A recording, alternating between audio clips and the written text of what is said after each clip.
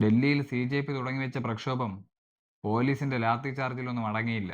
Lathi charge നടത്തിയവരെല്ലാം പോലീസുകാർ തന്നെയാണോ എന്നതൊരു ചോദ്യചിഹ്നമാണ്. അതിനെപ്പറ്റി എന്തെങ്കിലും ഒരു അന്വേഷണം നടന്നാൽ അതിന്റെ സത്യാവസ്ഥ നമുക്ക് ഭാവിയിൽ അറിയാം. എന്തായാലും തളർത്താൻ നോക്കിയ പ്രക്ഷോഭം കൂടുതൽ കരുത്തോടെ മുമ്പോട്ട് പോകുന്നു. അവർക്ക് പിന്തുണയുമായി രാജ്യത്തെ നിരവധി സംഘടനകളും വ്യക്തികളും മുമ്പോട്ട് വന്നിട്ടുണ്ട്.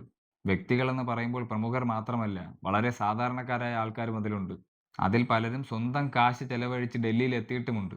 എന്തായാലും യുവാക്കൾ മുന്നിൽ നിന്ന് നയിക്കുന്ന ഈ പ്രക്ഷോഭം വിജയം കൈവരിക്കുമെന്ന് നമുക്ക് പ്രതീക്ഷിക്കാം. ഈ വിഷയത്തിൽ രാജ്യത്തെ വലിയൊരു ശതമാനം ആൾക്കാരും CJPയുടെ കൂടെ തന്നെയാണ്.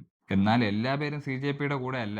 കേരളത്തിൽ ഉൾപ്പെടെ എതിർചേരിയിൽ നിൽക്കുന്ന ആൾക്കാരുമുണ്ട്. സ്വാഭാവികമായും അതിൽ പ്രധാനമായും ഉള്ളവർ BJP അനുഭാവികൾ തന്നെയാണ്. ശരിയാണ്, അവർക്ക് CJPയുടെ എതിർചേരിയായി നിൽക്കാനുള്ള സ്വാതന്ത്ര്യമുണ്ട്. പക്ഷേ നമ്മളൊരു വിഷയത്തിൽ ഡിഫെൻഡ് ചെയ്ത് നിൽക്കുമ്പോൾ വെച്ച് പുലർത്തേണ്ട ചില മിനിമം മര്യാദകളുണ്ട്. അത് പാലിക്കണം. ഈ വിഷയത്തിൽ CJPയെ അനുകൂലിക്കുന്നവരുടെ മതം പോലുള്ള പശ്ചാത്തലങ്ങൾ കുത്തിപ്പൊക്കേണ്ട ഒരു കാര്യവുമില്ല. രാജ്യത്ത് വ്യക്തികൾക്ക് പ്രതികരിക്കാനുള്ള അവകാശം മത അടിസ്ഥാനത്തിൽ വിഭജിച്ചു കൊടുത്തിട്ടില്ല. അതുപോലെ ഇന്ന് പ്രതികരിക്കുന്ന വ്യക്തികൾ ഇന്നലെ വരെ ഏതൊക്കെ വിഷയങ്ങളിൽ പ്രതികരിച്ചു, പ്രതികരിച്ചില്ല എന്നൊക്കെ ആരുടെ മുമ്പിലും കണക്ക് കാണിക്കേണ്ട ആവശ്യമില്ല. ഈ വിഷയവുമായി ബന്ധപ്പെട്ട് ഒരു ചെറിയ സ്റ്റേറ്റ്മെന്റ് പറഞ്ഞാൽ പറയുന്നവന്റെ പേര് പോലും നോക്കി അവൻ ഇന്ന മതത്തിൽപ്പെട്ട ആളാണ്, ഇന്ന കാര്യങ്ങളൊക്കെയാണ് അവന്റെ ആവശ്യം എന്ന രീതിയിൽ അവർക്ക് മേൽ ചാപ്പ കുത്തുകയാണ്.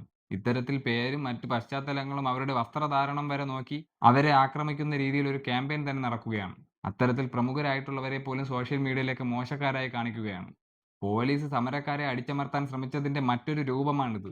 ഇത്തരത്തിൽ എനിക്ക് നേരെ ആക്രമണങ്ങൾ ഉണ്ടാകുമെന്ന് ചിന്തിപ്പിച്ച് വലിയൊരു ശതമാനം ജനതയെ നിശബ്ദരാക്കണം. ഏതൊക്കെ വിഷയങ്ങളിൽ പ്രതികരിക്കാം, അത് ഏതൊക്കെ ജാതിയിലും മതത്തിലുമുള്ളവർക്ക് പ്രതികരിക്കാം എന്നൊക്കെയുള്ള മാനദണ്ഡങ്ങൾ നിങ്ങളുടെ കയ്യിൽ തന്നെ വെച്ചിരുന്നാൽ മതി. BJP നേതൃത്വം നൽകുന്ന സർക്കാരിനെതിരെ പ്രതികരിച്ചാൽ അയാളെ രാജ്യദ്രോഹിയായി ചിത്രീകരിക്കും. അയാൾ ഒരു മുസ്ലിം നാമധാരിയാണെങ്കിൽ പ്രത്യേകിച്ച്. ഇത്തരത്തിൽ ജനങ്ങൾക്കിടയിൽ ഓരോന്ന് പറഞ്ഞ് തമ്മിൽ തല്ലിച്ച് എത്ര നാൾ നിലനിൽക്കാനാകുമെന്നാണ്. അതുപോലെ മാധ്യമങ്ങളും ചില കളികൾ കളിക്കുന്നുണ്ട് അവരുടെ റീച്ചിന് വേണ്ടി. രാജ്യത്തെ പല സംസ്ഥാനങ്ങളിൽ നിന്ന് വരുന്ന യുവാക്കൾക്കിടയിൽ മൈക്കും കൊണ്ട് ചെന്ന് ചോദിക്കും, നിങ്ങൾ എന്തിനാണ് ഇവിടെ വന്നിരിക്കുന്നത്, ഒരു 2 വാക്ക് പറയാമോ? ആ യുവാക്കളുടെ മനസ്സിൽ കാര്യം എന്താണെന്നൊരു ഐഡിയ ഉണ്ടെങ്കിലും അവർക്കത് മൈക്കിന് മുന്നിൽ പറഞ്ഞ് വ്യക്തമാക്കാൻ സാധിച്ചെന്ന് വരില്ല. എല്ലാവരും വലിയ വലിയ സ്റ്റേജുകളിലേക്ക് കയറി പ്രസംഗിക്കുന്നവരൊന്നും അല്ലല്ലോ. ഈ നടക്കുന്ന വിഷയങ്ങളുമായി ബന്ധപ്പെട്ട് എന്തെങ്കിലും ഒന്ന് ചെയ്യണമെന്ന് കരുതിയാവുമല്ലോ ഓരോ യുവാവും അവിടെ എത്തുന്നത്. ഇത് കാര്യങ്ങളെല്ലാം അറിയാമെങ്കിലും അവർക്കിടയിൽ മൈക്കും കൊണ്ട് ചെല്ലും. എന്താണ് ഇവിടെ നടക്കുന്നത്, ഇതുമായി ബന്ധപ്പെട്ട് എന്താണ് പറയാനുള്ളത് എന്ന രീതിയിൽ ചോദ്യം ചോദിക്കും. കൃത്യമായ ഉത്തരമല്ല കിട്ടുന്നതെങ്കിലും അതും ടെലികാസ്റ്റ് ചെയ്യും. ഈ ടെലികാസ്റ്റ് ചെയ്യുന്ന വിഷയങ്ങൾ നേരത്തെ പറഞ്ഞ ടീം എടുക്കുകയും സമരത്തിന് വരുന്നവർക്കൊന്നും അറിയില്ല എന്ന രീതിയിൽ പ്രചരിപ്പിക്കുകയും ചെയ്യും. അതിന്റെ കൂടെ സംസാരിച്ചവന്റെ പേര് ഇന്ന രീതിയിലാണ്, അവന്റെ വസ്ത്രധാരണം ഇന്ന രീതിയിലാണ്, അപ്പോൾ അവന്റെ ഉദ്ദേശം മറ്റതൊക്കെയാണ് എന്ന രീതിയിൽ പ്രചരിപ്പിക്കും. അത്തരത്തിൽ നല്ല ഉദ്ദേശത്തോടെ ഡൽഹിയിലെത്തുന്ന യുവാക്കൾക്ക് സുഡാപ്പി എന്നൊക്കെയുള്ള പേര് നൽകും. ഇത്തരത്തിൽ വിഷം ചീറ്റുന്നവർ എതിർചേരിയിലും കാണും. അവരും ഇളക്കിവിടേണ്ടവരെ ഇളക്കിവിടും. അങ്ങനെ പേരും രൂപവും വസ്ത്രധാരണവും മറ്റ് പശ്ചാത്തലവും ഒക്കെ നോക്കി പരസ്പരം ആക്രമിക്കുന്നത് ഒരു സാധാരണ സംഭവമായി മാറും. ഇന്ത്യയിൽ അത്തരമൊരു അന്തരീക്ഷം ഉണ്ടാവേണ്ടത് ചിലരുടെയൊക്കെ ആവശ്യമാണ്. ജാതിയും മതവും ഒക്കെ വിറ്റ് ജീവിക്കുന്നവർക്ക് മനുഷ്യർ പല തട്ടിൽ നിന്നാലേ നിലനിൽപ്പുള്ളൂ.